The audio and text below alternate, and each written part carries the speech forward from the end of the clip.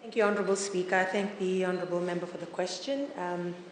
Yes, I do acknowledge that the increase in VAT, as has been acknowledged, has seen to the increase in prices, and certainly in anticipation of this, Honourable Member, you've seen the increase accordingly in terms of our social protection allowances, which was a 25% increase in this year's budget.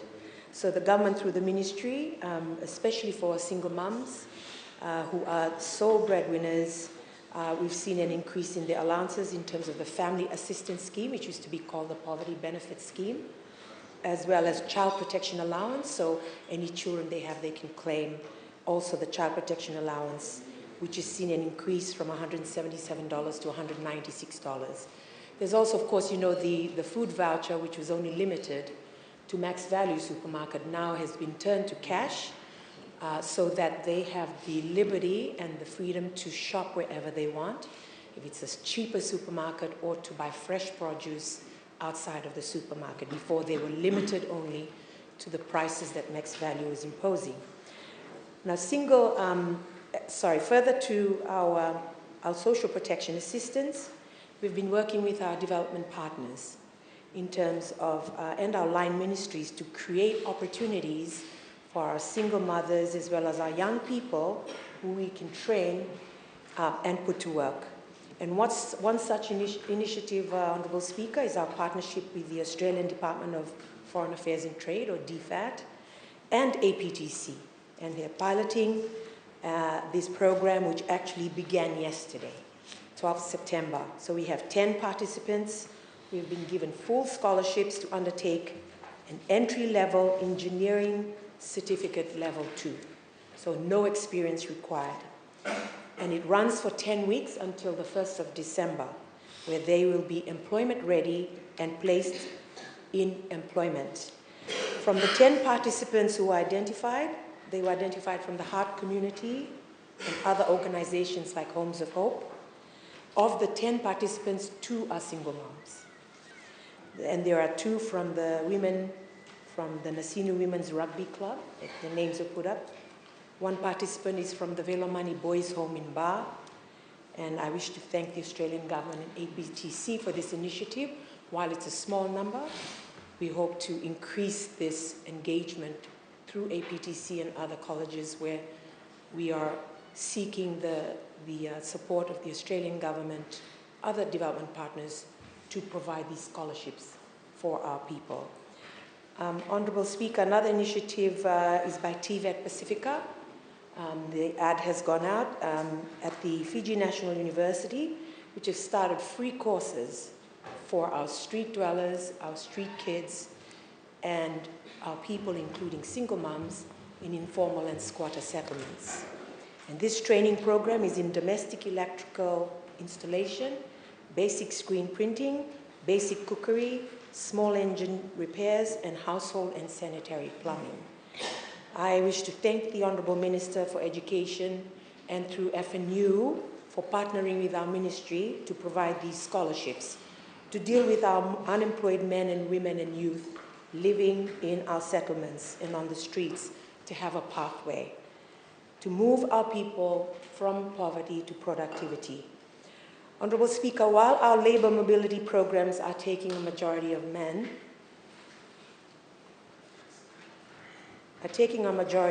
we have a huge opportunity to put our women to work, including our single moms.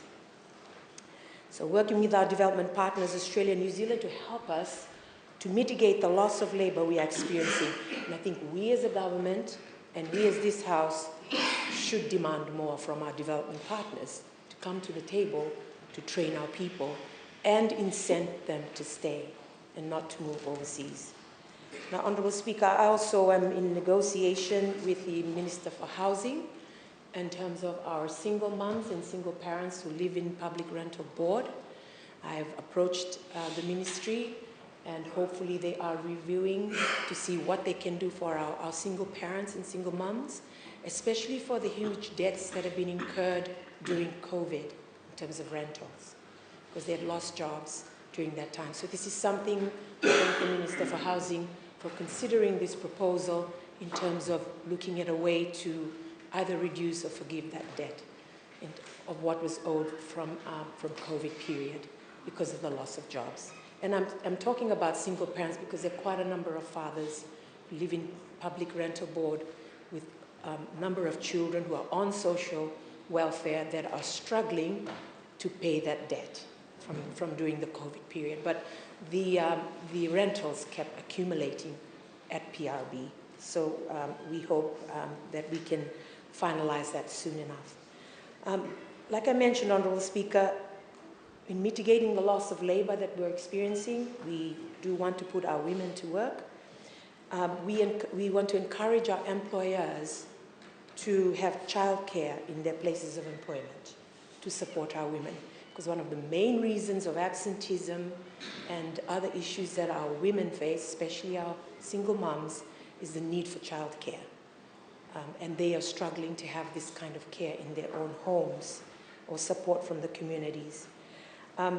Very grateful for the Heart community coming forward in terms of the APTC cause, because they have agreed to look after the children of the single moms and single parents from the Heart community while these single moms and parents attend to the cause for the next 10 weeks. The Heart community is now providing that childcare to look after their children. So I want to acknowledge the Heart community for coming forward. But you know, companies like Mark One Apparel already has a childcare facility in their place of employment. Vinod Patel has come forward. Fiji Airways is exploring it.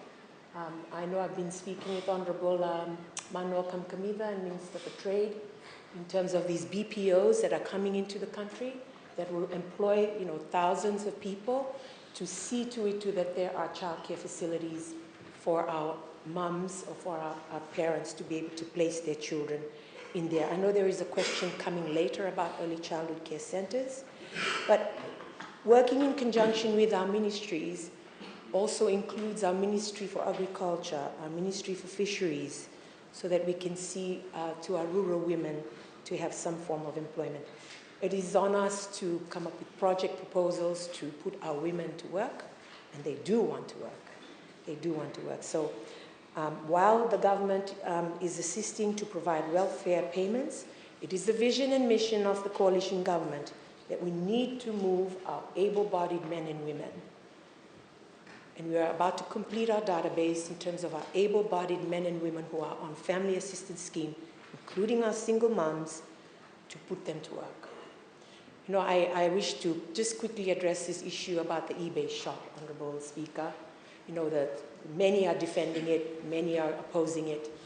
But you know, it's time for our people to stop falling for these schemes where they can make a quick buck, where they can make money without having to work for it. I think we as members of parliament need to condemn these schemes, and we need to encourage our people to apply for jobs. There are so many vacancies. If we are giving money to our young people simply to make them go away or simply to, you know, to make a quick buck, let's get our young people, let's get our mums and dads, also young families, to apply for employment and to go for training. It's now been available for free and on scholarships. It's very important, Honourable Speaker, that we move our people from poverty to productivity and from a life of welfare to well-being. Thank you, Honourable Speaker. Thank you.